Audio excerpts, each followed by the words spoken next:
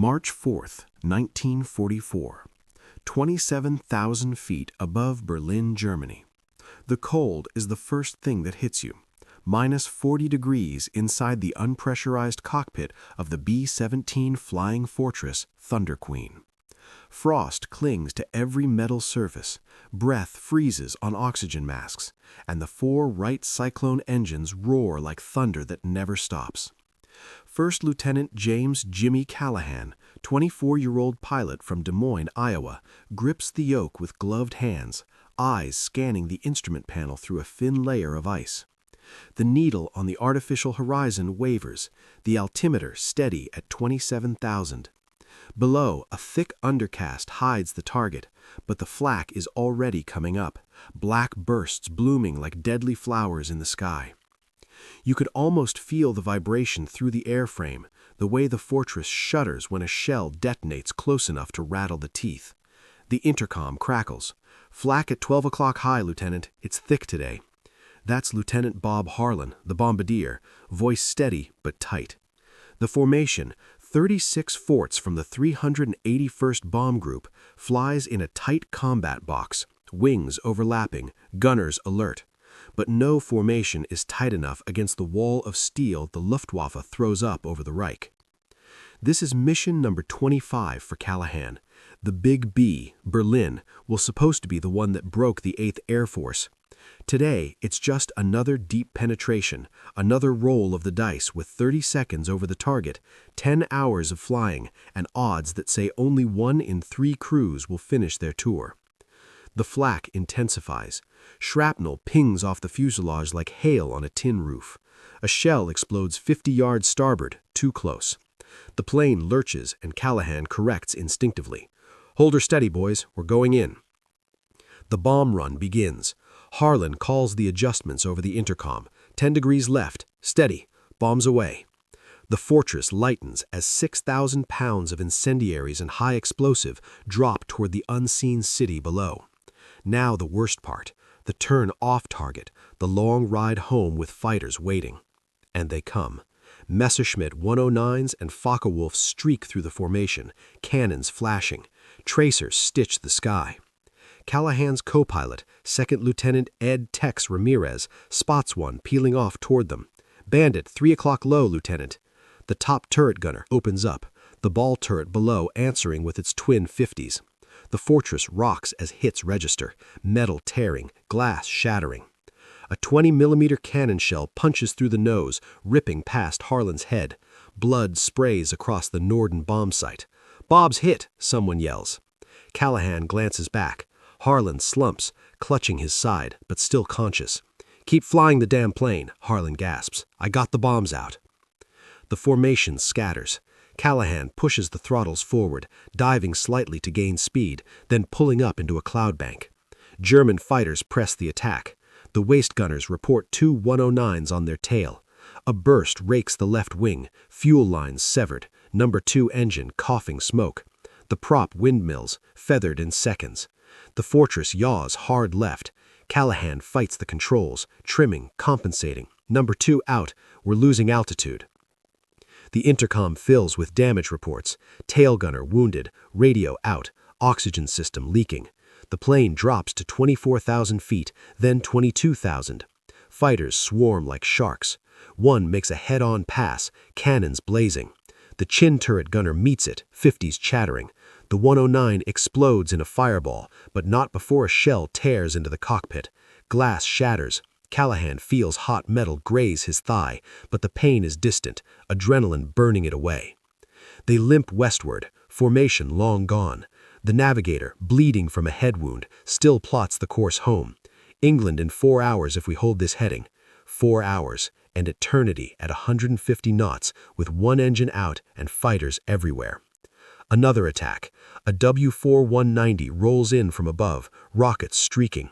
The fortress shudders violently, direct hit to the bomb bay. Fuel pours from the right wing. Fire blooms along the trailing edge. "Fire in number 3, Ramirez shouts.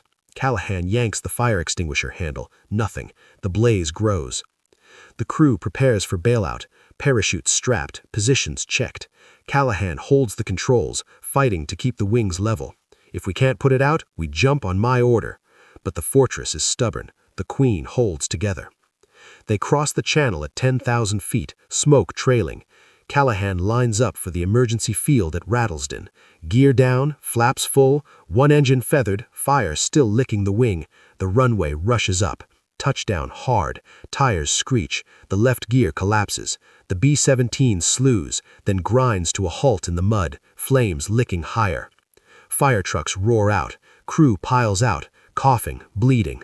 Callahan last, leg gashed but walking. The Queen burns behind him, but the 10 men inside are alive. 25 missions, 25 times over the flak and fighters.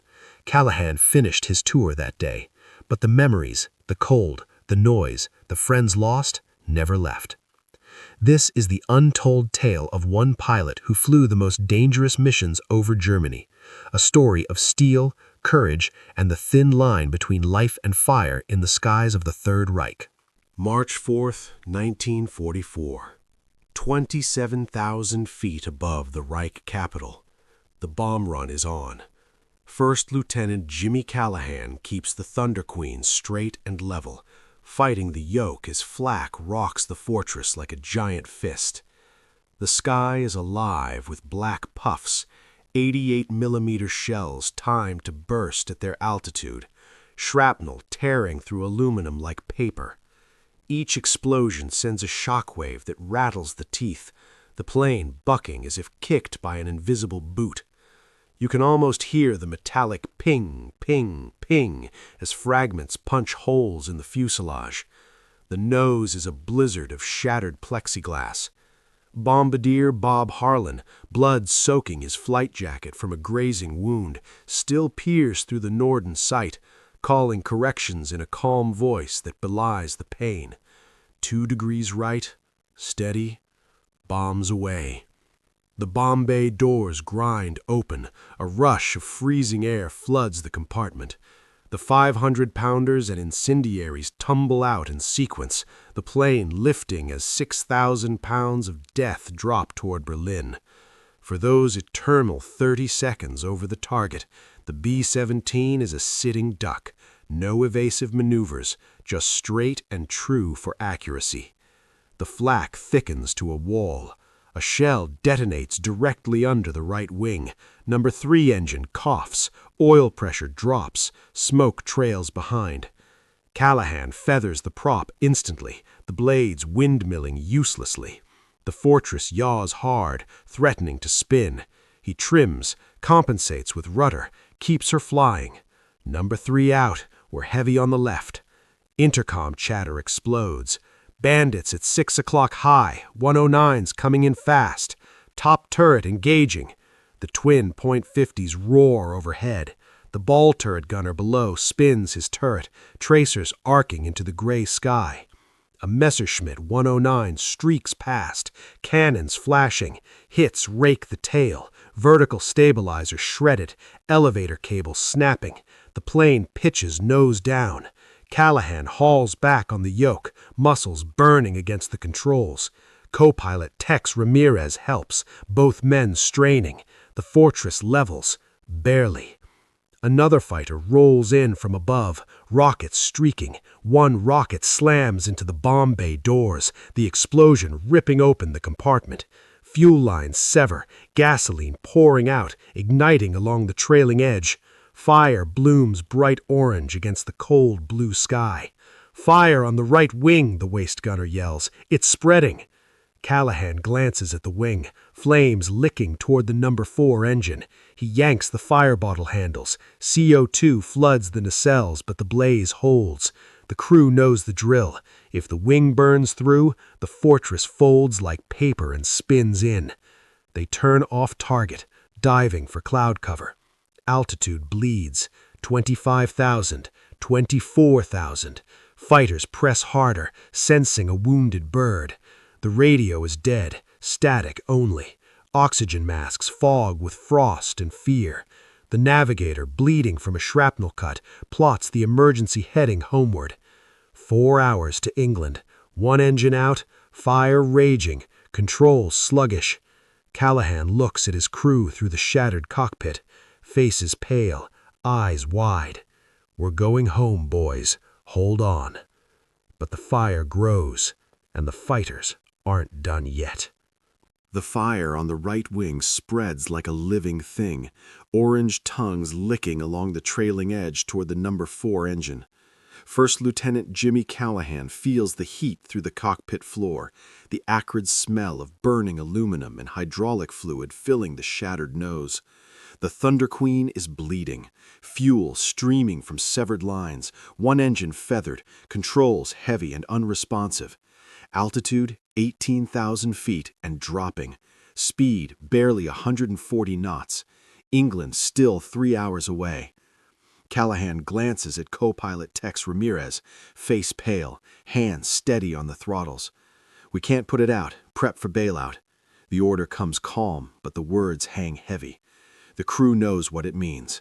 Jump at this altitude in sub-zero cold over hostile territory if they miss the channel. Many wouldn't make it. Intercom crackles with damage reports. "Waist gunner here. Fire's eating the wing skin. We're gonna lose it. Radio's dead. No mayday. Navigator, heading 280, channel in 45 minutes if we hold." The fighters keep coming. A Focke-Wulf 190 rolls in from high 6, cannons blazing. Tracers stitch across the fuselage. The tail gunner, Sergeant Mike Doyle, hangs on despite shrapnel in his leg, returns fire with his twin 50s. The 190 breaks off smoking, but another takes its place. The Fortress shudders again, direct hit to the empennage. Rudder cables part with a metallic snap. Callahan fights the yoke as the plane yaws violently left. "She's going into a spin," Ramirez yells. Callahan shoves opposite rudder, trims hard with aileron, muscles screaming. The spin slows, stops, barely. Below, the North Sea glimmers through breaks in the clouds, the channel. If they can reach it, bailout over water means a chance at rescue by air seaboats, but the fire is the killer. The wing groans, metal fatiguing. Callahan looks at the crew one by one through the open cockpit door. Bombardier Harlan slumped but conscious. Waist gunners bloodied. Tail gunner Doyle still firing. 10 men who trusted him to bring them home. "Listen up," Callahan says over intercom, voice steady. "We're not jumping yet. We're getting this bird home. Hold positions, watch the fire. If the wing goes, we bail on my mark." He eases the nose down, trading altitude for speed. 15,000, 14,000. The fire roars louder, but the wind from the dive helps smother it slightly. The number 4 engine coughs, flames licking the cowling. Callahan feathers it too, now down to 2 engines, the Fortress wallowing like a wounded whale. German fighters peel off as they near the coast, fuel low, wary of Allied fighters. A miracle. The channel appears ahead, gray and cold. Callahan lines up for the emergency field at Rattleston, the closest strip. Gear down. Left main hangs half extended, damaged, flaps full.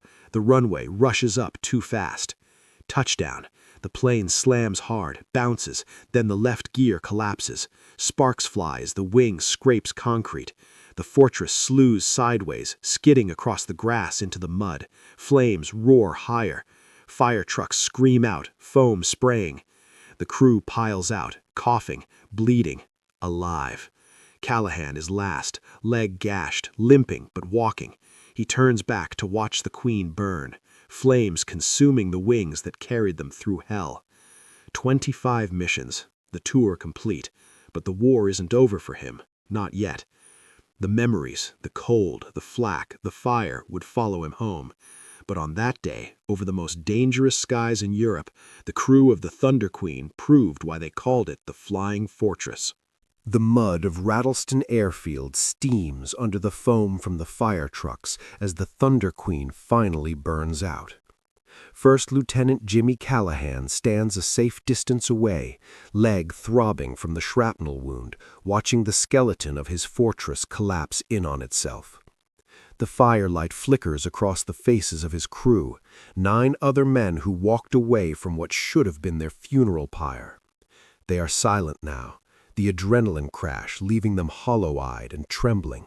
Medics swarm, wrapping wounds, administering morphine, checking for shock. Callahan refuses the stretcher. He limps to each man, a quiet word, a hand on the shoulder. You did good, all of you. Back at the briefing room that night, the group intelligence officer tallies the cost. Of the 36 fortresses that took off that morning from Ridgewell, only 19 returned. Some ditched in the channel, others went down over Germany, crews bailing, parachutes blooming like white flowers against the gray sky. Callahan's mission report is short. Target bombed, 2 engines lost, wing fire, emergency landing, crew safe. No mention of the fear, the cold that numbed fingers to the bone, or the way the flak sounded like gravel thrown against a tin roof. In the days that followed, the base buzzes with the usual rhythm, new crews arriving, replacements for the lost. Callahan's tour is done, 25 missions, the magic number. He should feel relief, but instead there's a strange emptiness. The war continues without him. Friends still fly, the flak still rises, the fighters still hunt. He visits the wounded in the hospital ward. Bombardier Bob Harlan, bandaged but grinning through the pain. Next time, Lieutenant, let's take a cushy job in the States. Callahan laughs, but it doesn't reach his eyes. He knows there won't be a next time for most of them. Years later, in the quiet of his home in Iowa, Callahan would reflect on those skies. The B-17 was built tough, designed to take punishment and keep flying, but the men inside were flesh and blood. Every mission chipped away at something inside.